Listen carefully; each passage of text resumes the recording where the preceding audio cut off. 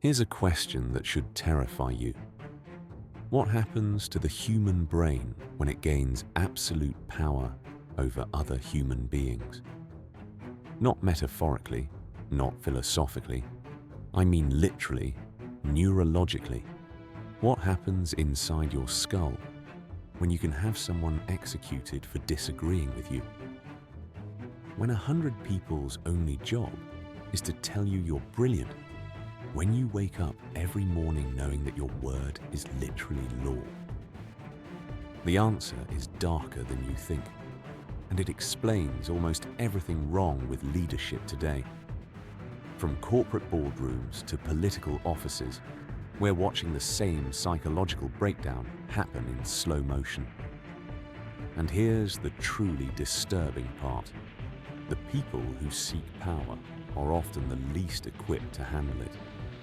We're going to explore why power doesn't just corrupt, it fundamentally rewires the brain in ways that make empathy nearly impossible, turn paranoia into policy, and transform rational humans into something unrecognizable. Stay with me for the next 30 minutes, because by the end, you'll understand why almost every leadership failure you've ever witnessed wasn't just bad character. It was predictable neuroscience. Let's start with your brain on power. Recent neuroscience research has discovered something fascinating and horrifying. Power literally changes how your brain processes information about other people.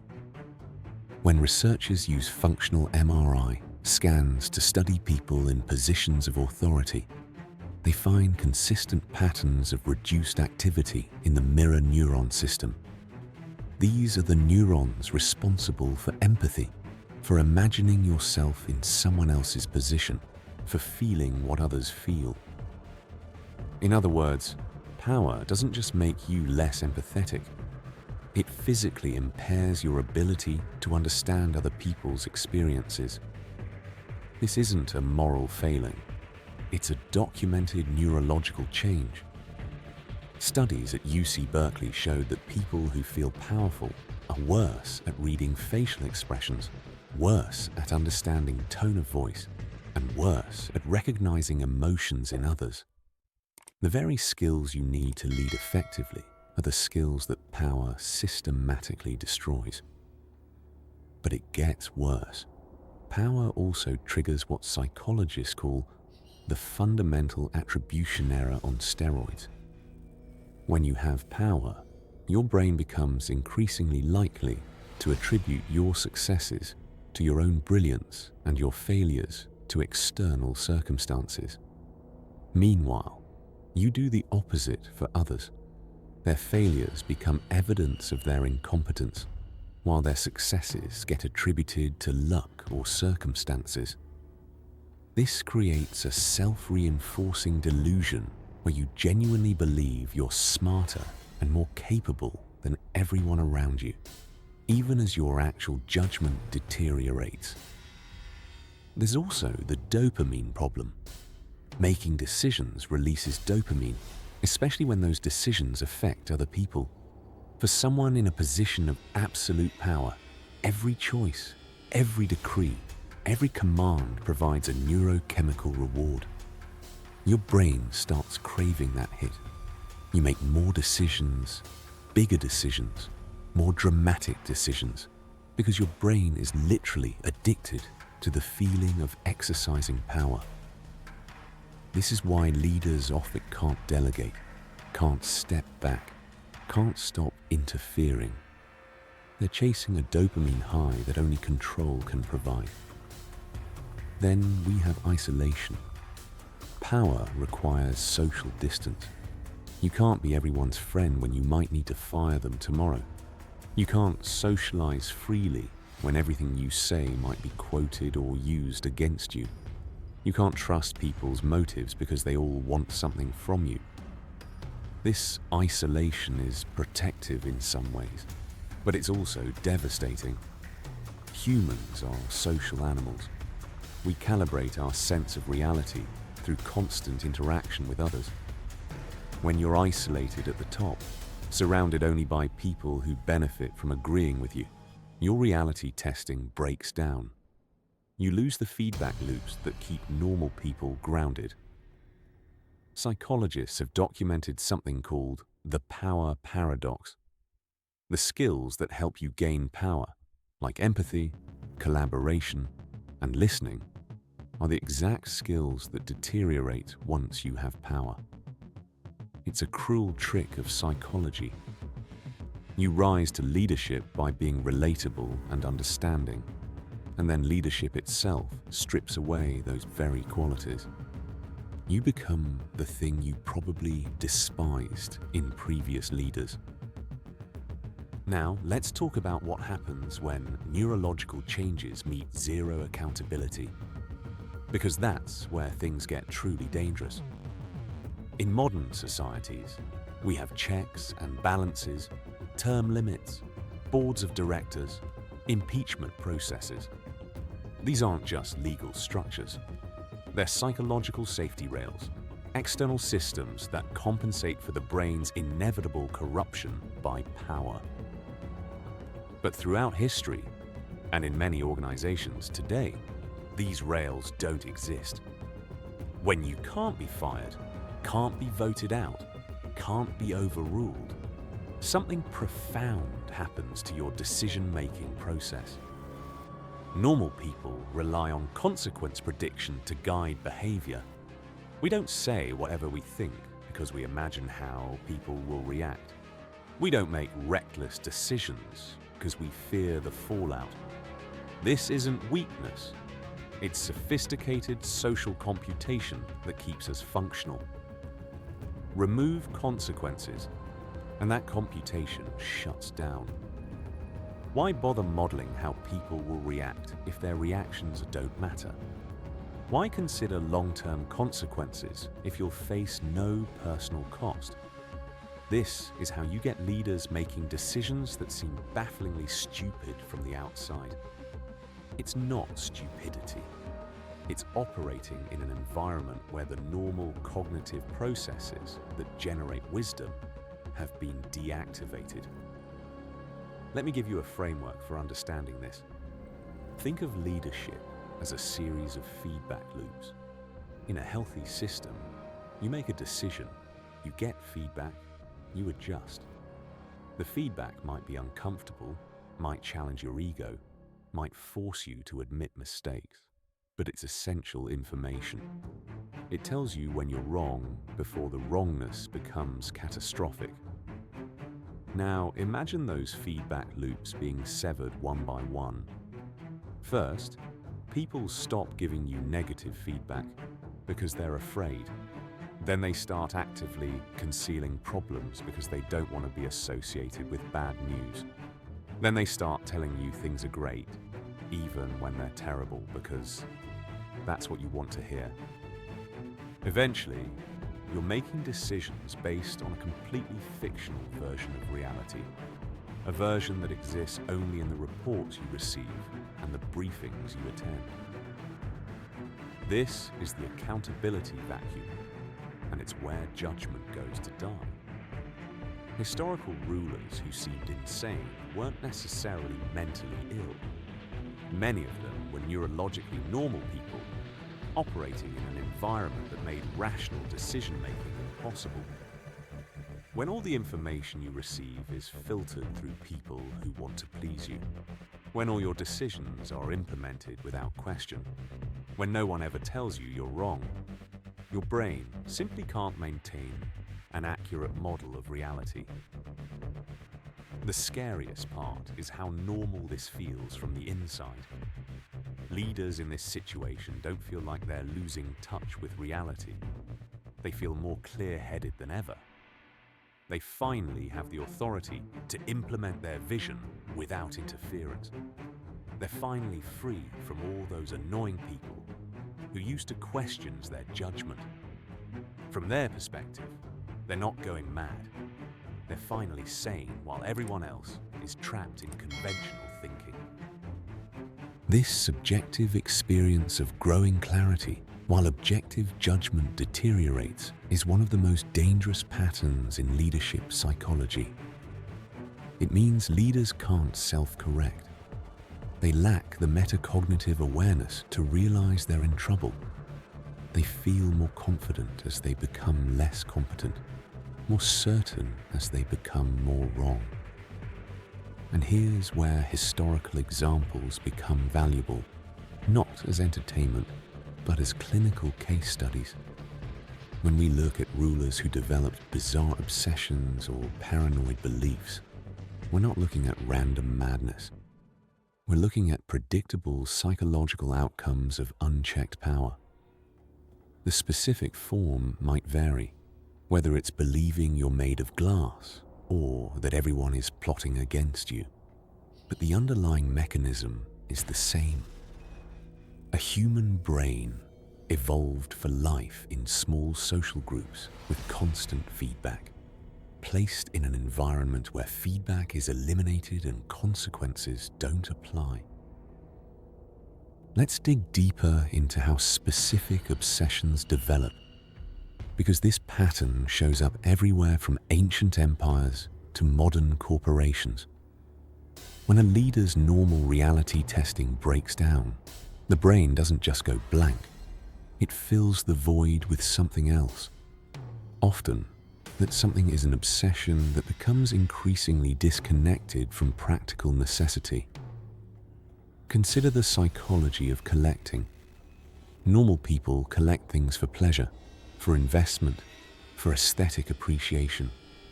But when someone with absolute power starts collecting, the behavior can spiral into something completely different. There's no natural limit. If you want 1,000 of something, you simply decree it and it appears. If you want something that belongs to someone else, you take it. The normal constraints that shape collecting behavior, like budget or availability or social appropriateness, simply don't apply. This is how you get leaders with enormous collections of bizarre items. It's not that they started out wanting 10,000 of something. It's that they wanted one, found acquiring it easy and rewarding, wanted another, found that even easier, and then the behavior became self-sustaining. The collection becomes a measure of power itself. The absurdity of the collection, its excessiveness, its pointlessness, these become features rather than bugs. The collection proves that you can have anything, that limits don't apply to you. But obsessions aren't just about collecting objects. They're often about control, about making reality conform to your preferences in increasingly elaborate ways. When you have power, you can mandate absurd things. You can require that no one else wear a certain color. You can demand that people follow arbitrary rules. You can create little universes where your preferences become law. This sounds tyrannical, and it is, but it's also psychologically revealing. These arbitrary rules are experiments in power. They test the boundaries of control. If you can make people do something pointless and uncomfortable, you've demonstrated that your power is real, that it extends beyond practical necessity into the realm of pure authority. This is why so many leaders throughout history have imposed bizarre dress codes, strange rituals, or meaningless ceremonies. They're not doing it for any practical purpose. They're doing it because they can, and making people comply is its own reward. The obsession spiral also connects to anxiety and the need for certainty. Power brings enormous anxiety because you're responsible for outcomes you can't fully control. You make decisions that affect thousands or millions, but you can't predict all the consequences. This uncertainty is psychologically unbearable for many leaders, so they cope by obsessing over things they can control. If you can't control whether your empire will prosper, You can control exactly how many red cars exist. If you can't control political stability, you can control the precise arrangement of furniture in your palace. These micro-obsessions provide the illusion of control. They give you a domain where your will is absolute and immediate. Yes, your generals might be plotting against you, your economy might be collapsing, your people might be suffering, but by God, the cushions will be arranged exactly as you specified. This is displaced control, and it's everywhere in leadership psychology. When leaders obsess over trivial details while ignoring massive problems, they're not being irrational. They're seeking psychological relief from the anxiety of dealing with problems they can't fully control. There's also the factor of boredom. This might sound trivial, but it's crucial. When you have absolute power and unlimited resources, conventional pleasures lose their appeal. Food becomes boring when you can have anything. Entertainment becomes boring when it's always available. Social interaction becomes boring when it's always one-sided. Your brain needs novelty, needs challenge, needs the unexpected. So leaders start seeking increasingly bizarre stimuli to feel something. This is how you get leaders engaging in behaviors that seem pointless or self-destructive from the outside. They're not trying to achieve anything practical. They're trying to generate interest in a life that has become psychologically flat. When nothing surprises you, when nothing challenges you, when every whim is immediately satisfied, your subjective experience becomes a kind of luxurious hell. The bizarre behaviors are attempts to escape that hell, to feel something real, to encounter resistance and unpredictability in a life that has become suffocatingly predictable. And here's the really interesting part. These obsessions often start as coping mechanisms and then become central to the leader's identity. The collection, the ritual, the arbitrary rule, it becomes something they're known for. It becomes part of their brand, their legend. And once it's part of your identity, you can't abandon it without feeling like you're abandoning yourself. The obsession becomes self-perpetuating, reinforced by how others see you and how you see yourself. Now we need to talk about paranoia, because this is where the psychology of power gets really dark. Here's the thing about paranoia in leaders. It's often completely rational. When you have absolute power, people really are plotting against you. History is full of coups, assassinations, palace intrigues, and family betrayals. If you're a leader and you're not at least somewhat paranoid, you're probably not paying attention. But rational vigilance easily spirals into destructive paranoia, and the mechanism is straightforward.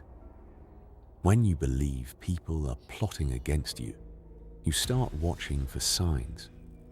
And when you watch for signs, you find them, because human behavior is ambiguous enough that almost anything can be interpreted as suspicious. Someone avoids eye contact, suspicious. Someone seeks you out, also suspicious. Someone agrees with you too quickly, definitely suspicious. You're gathering data that seems to confirm your fears, but you're actually generating those confirmations through biased interpretation. This is confirmation bias on a grand scale, and it's reinforced by the isolation we talked about earlier. When you can't trust anyone, you can't reality test your suspicions. In a normal social environment, you might say to a friend, "Hey, do you think Bob is acting weird?" And they might say, "No, Bob's always like that. You're overthinking it." That casual reality checking keeps paranoia from spiraling. But when you're isolated at the top, you can't have that conversation. You're alone with your suspicions, and they grow in the darkness. Leaders also face a genuine problem. They actually do have enemies, real ones. People who want their position, their power, their wealth. People who would genuinely benefit from their downfall. So when a leader acts on paranoid suspicions and removes someone from power, and that person turns out to have been disloyal, the paranoia gets reinforced. See, I was right to be suspicious. Never mind that the disloyalty might have been created by the suspicion itself. When you treat someone as an enemy, they often become one. This creates a terrible feedback loop. Paranoia leads to preemptive strikes against potential threats. Those strikes create real enemies who now have genuine grievances. The presence of those enemies confirms that you were right to be paranoid. So you become more paranoid, strike out more broadly, create more enemies, and the cycle accelerates. You end up in a situation where your paranoia has made itself true. You're surrounded by enemies, but you created them through your fearful response to imagined threats. The most sophisticated leaders try to solve this through networks of spies and informants. If you can't trust direct communication, you'll create elaborate systems to gather intelligence. But this solution creates its own problems. Informant networks have their own incentives. Informants get rewarded for finding threats, so they find threats. Sometimes they find real ones. Often they fabricate or exaggerate. The leader can't easily distinguish between real intelligence and manufactured drama, so they tend to believe all of it. The spy network, meant to provide clarity, actually injects more noise and paranoia into the system. There's also the problem of preemptive action. If you believe someone is plotting against you, logic suggests you should strike first. But how certain do you need to be? If you wait for absolute proof, you might be too late. If you act on suspicion, you might destroy a loyal person and create genuine enemies in the process. This is an impossible calibration, and most paranoid leaders err on the side of caution, meaning they act on weak evidence. This creates a reign of terror where loyalty provides no protection, because anyone can be suspected, and suspicion equals guilt. What makes this particularly tragic is that paranoia often focuses on the wrong targets. The people closest to you, your family, your longtime advisors, these are the people you should theoretically trust most. But they're also the people who have the most access, the most knowledge, the most opportunity to betray you. So paranoid leaders often destroy their own support networks, eliminating the very people who might actually be loyal, while threats from unexpected quarters go unnoticed. And here's perhaps the most disturbing aspect. Paranoid leadership becomes a self-fulfilling prophecy, not just individually, but culturally. When everyone knows the leader is paranoid, they behave accordingly. They're careful, guarded. They don't speak freely. This cautious behavior looks suspicious to a paranoid observer, which reinforces the paranoia. A culture of fear emerges where everyone is performing loyalty while hiding their true thoughts. And that performance itself seems like evidence of hidden disloyalty. The end state is a leadership environment where trust is impossible, where every interaction is strategic, where nobody can speak honestly, and where the leader is genuinely isolated in a palace full of people. This isn't a metaphor. It's the lived reality of many historical leaders. And it's the reality in many modern organizations where leaders have created climates of fear and surveillance. We need to talk about how psychological corruption manifests physically, because this is where the mind-body connection becomes impossible to ignore. When your mental state deteriorates, your body follows. When you stop receiving honest feedback, you also stop receiving feedback about your physical health and habits. When you're surrounded by people who depend on pleasing you, nobody tells you that you're developing dangerous habits. Think about basic self-care. For most people, social pressure and personal relationships provide guardrails. Your partner might comment if you're drinking too much. Your friends might mention if you're gaining weight. Your doctor gives you honest assessments. But when you're at the top, those guardrails disappear. Your doctor might be afraid to give you bad news. Your spouse might be afraid to criticize. Your courtiers certainly aren't going to mention that you smell. This creates situations where leaders develop extreme physical problems that would be unthinkable for normal people. It's not that they want to be unhealthy. It's that the feedback systems that keep the rest of us in check simply don't function. Add in the stress of leadership, the constant anxiety, the lack of sleep, the emotional isolation, and you have a recipe for physical breakdown. The relationship between power and physical excess is particularly telling. When you can have anything, immediately, without consequence, self-regulation becomes nearly impossible. Normal people have to make choices. Should I have dessert or skip it? Should I have another drink or stop? Should I go to the gym or stay home? We make dozens of these micro decisions daily, and they're partly constrained by practical factors like cost, availability, and social judgment. Remove those constraints, and the decision-making process breaks down. Why choose between options when you can have everything? Why moderate consumption when there's infinite supply? Why exercise restraint when restraint isn't necessary? This is how leaders end up with extreme consumption patterns. It's not moral weakness. It's decision fatigue in an environment where constraints have been eliminated. There's also compensation through indulgence. Leadership is stressful. The decisions are enormous. The consequences are real. The weight of responsibility is crushing.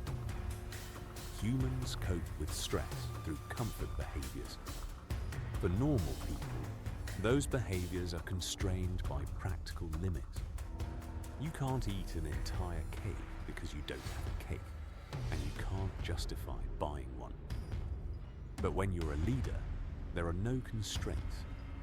Every comfort behavior can be indulged immediately and excessively. The stress remains, but the coping mechanisms spiral into destructive patterns. So, what does all this mean for us today? We don't live in absolute monarchies. We don't have kings who can execute people for disagreeing. But the psychological patterns we've explored are alive and well in modern leadership structures. Every CEO who surrounds themselves with yes men, every politician who can't admit mistakes, every manager who rules through fear. They're walking down the same path that led historical leaders to madness.